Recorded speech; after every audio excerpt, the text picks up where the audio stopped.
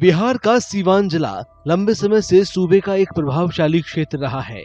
बाहुबली नेता मोहम्मद शहाबुद्दीन इसी जिले से 4 बार सांसद रहे थे। चुनावी माहौल में कुछ लोग 1997 में प्रमुख छात्र कार्यकर्ता और जेएनयू छात्र संघ के पूर्व अध्यक्ष चंद्रशेखर प्रसाद के हत्याकांड को भी याद कर रहे हैं। उस घटना ने पूरे देश में भारी आक्रोश पैदा कर दिया था। सीवान जिले के कई लोग दावा करते हैं कि बिंदुसार गांव के रहने वाले चंद्रशेखर की हत्या की साजिश खुद शहाबुद्दीन ने ही रची थी। उस वक्त चंद्रशेखर सीपीआई-एमएल से जुड़े थे। उस हत्याकांड के 28 साल बाद चंद्रशेखर के भतीजे सौरभ सिंह अब बीजेपी के साथ हैं। सौरभ का कहना है कि आरजेडी के साथ जुड़ने से सीपीआई-एमएल की विश्वसनीयता अब पहले जितनी नहीं रही है।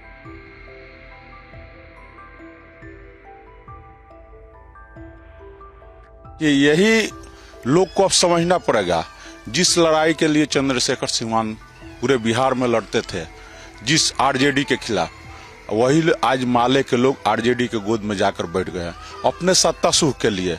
दूसरा उन लोग का क्या है, वो लोग लाश पर राजनीति करते हैं। मान लीजिए किसी का हत्या हुआ, उन्हीं लोग के चलते वही लोग आज आरजेडी के गोद में जाकर बैठ गए।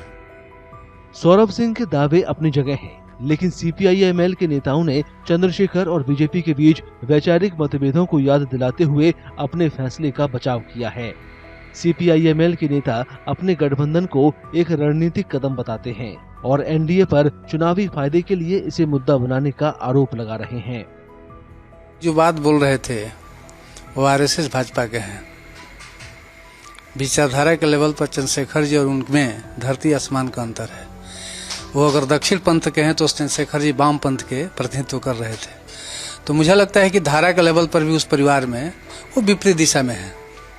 जहां तक सवाल है आरजेडी से तालमेल का, तो मैं समझता हूं कि देश के सामने और राज्य के सामने जैसे जैसे फांसीवादी तख्ते का उभार होते गया, उस हिसाब से हमारी पार्टी ने रणनीति बनाई और आरजेडी से तालमेल की।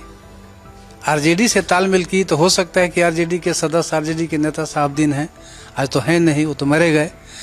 लेकिन आरएसएस का कोशिश है, भाजपा का कोशिश है कि उस चीजों को सामने रह करके और चुनाव में इसको इस्तेमाल करें।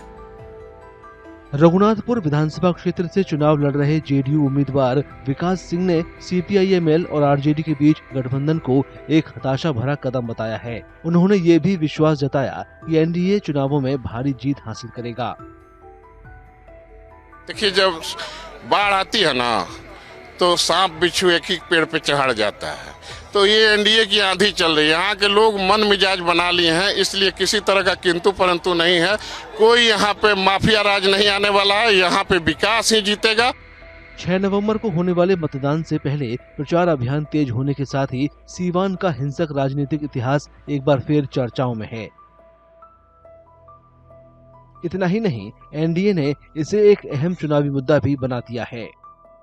अगर आप ये वीडियो YouTube पर देख रहे हैं तो हमारे चैनल को सब्सक्राइब कर बेल आइकन दबाएं और Facebook पर देख रहे हैं तो हमारे पेज को लाइक करें।